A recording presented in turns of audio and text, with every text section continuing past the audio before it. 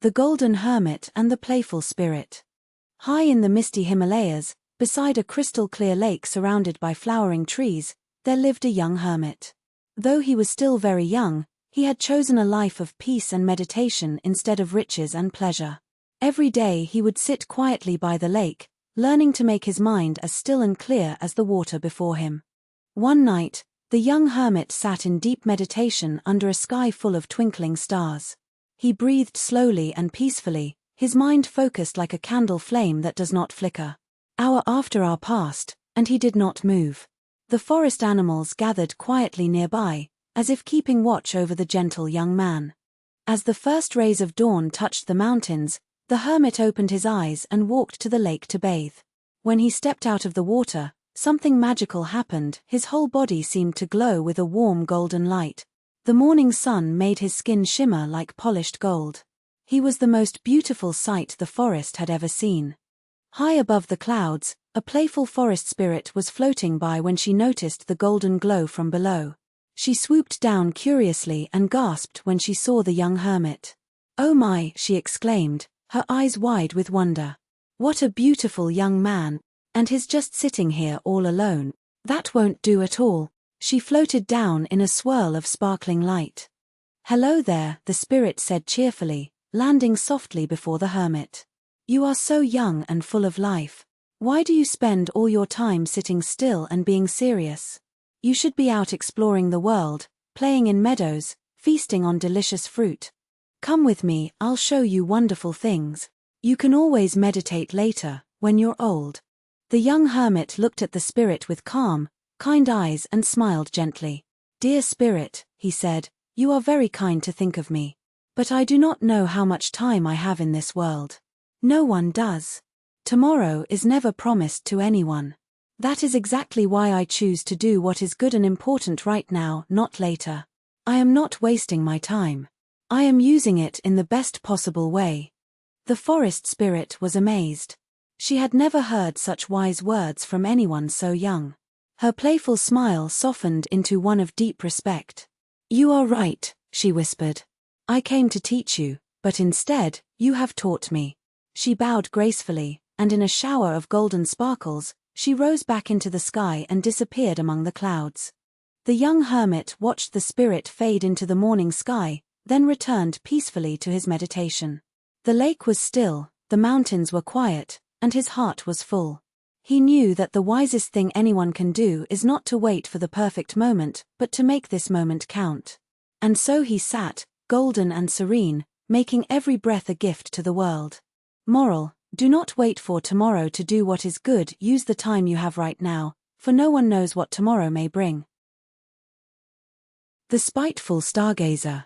Long ago, in the magnificent city of Benares, a prosperous merchant named Devadatta had a beautiful daughter named Mala. One day, a kind village gentleman named Rajan came to the city seeking a bride for his son Sumitra. When the two fathers met, they were delighted to discover their children were a perfect match. They shook hands joyfully and set a date for the grand wedding. The happy news spread quickly. In the countryside, young Sumitra smiled shyly as his mother showed him new wedding clothes. In the city, Mala blushed as her friends decorated her hands with henna. Both families began grand preparations, cooking feasts, hanging garlands of marigolds, and decorating the wedding hall with lotus flowers and colorful silks. But before the celebrations could begin, Rajan decided to visit the family's stargazer, an old astrologer who claimed he could read the future in the stars. "Tell me, wise one," said Rajan respectfully, "are the stars favorable for my son's wedding on the chosen day?" The stargazer's eyes narrowed with anger. They had chosen the date without asking him first. The spiteful stargazer pretended to study the night sky carefully. Then he shook his head gravely. "The stars are most unfavorable," he declared with a dramatic wave of his hand. "If you celebrate this wedding on that day, terrible misfortune will strike your family." Poor Rajan's face turned pale with fear. "We must wait," he whispered. And so, the country family did not travel to the city for the wedding. In the city, the merchant Devadatta waited anxiously with his daughter Mala and the entire wedding feast prepared. Beautiful garlands slowly wilted in the heat. The delicious food grew cold. But the groom's family never came. Day after day, they waited. "They have insulted us," Devadatta finally said, his face red with anger. "If they don't want my daughter, I shall find someone who does." True to his word, Devadatta quickly found another young man for Mala, and a new wedding was celebrated in the city.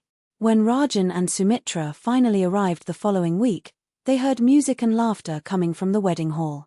But it was not their wedding. "Where is Mala?" cried poor Sumitra. "She is married to another," said Devadatta coldly. "You showed us no respect by keeping us waiting." A bitter quarrel erupted between the two families right in the middle of the wedding hall. Rajan blamed Devadatta for not waiting. Devadatta blamed Rajan for not coming on time. Voices grew louder and angrier with each passing moment. Young Sumitra stood heartbroken in the corner, and in another part of the hall, Mala quietly wiped away a tear, wishing things had been different. Just then, a serene old elder with a flowing white beard stepped forward from the crowd. "Listen well, my friends," he said in a calm, clear voice. "What power do distant stars have over your happiness? The real fortune was the love between these families, and one spiteful man's grudge has ruined it all. Let the stars in the sky be stars, nothing more. True happiness comes from acting wisely and with good judgment, not from waiting for the perfect constellation." Both families fell silent, finally understanding the painful truth. Moral: do not let superstition and the spite of others control your destiny. Act wisely with your own good judgment. The merchant who never gave up. Long ago, in the bustling city of Benares, there lived a wise merchant who led great caravans across distant lands. One day, he prepared 500 carts loaded with precious goods for a journey across a vast and dangerous desert. This desert was no ordinary place. The sand was so fine it slipped through your fingers like water, and during the day, the heat was so fierce that no one could walk upon it. Travel was only possible under the cool light of the stars. The caravan set out as the sun went down, guided by a clever desert pilot who could read the stars like a map. Night after night, the great line of carts rolled forward across the cool sand, the pilot standing tall at the front, pointing the way by the patterns in the sky. The oxen trudged bravely through the darkness, their bells jingling softly as the stars twinkled above. On the last night of the journey, the merchant smiled and announced, "We are almost there. Just a few more miles to go." To make the carts lighter and faster, he ordered the remaining water jars and firewood thrown away.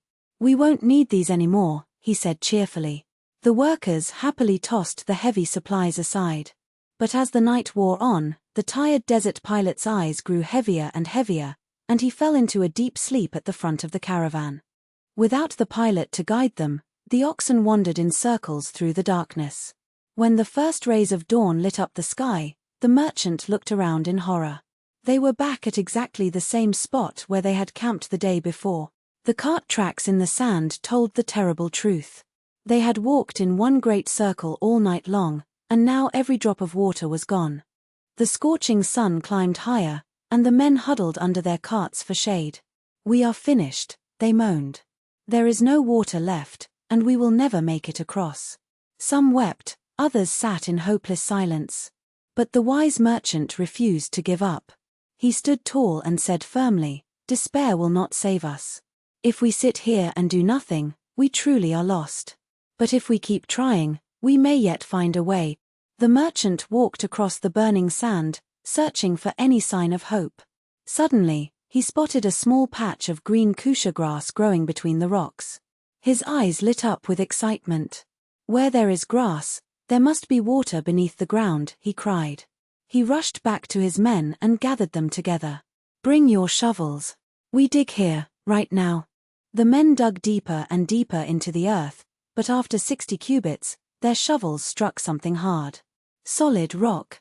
"It is no use," the workers groaned, dropping their tools in defeat. But one brave young serving boy refused to stop. The merchant knelt beside the rock and pressed his ear against it. His face brightened. "I can hear water rushing below," he whispered. He looked at the boy and said, "If you give up now, we all perish. Strike the rock." With every ounce of his strength, the boy swung his iron hammer down. Crack! The rock split open. A great fountain of cool, clear water shot up from the broken rock, as high as a palm tree. The men cheered and danced, filling their jars and drinking their fill.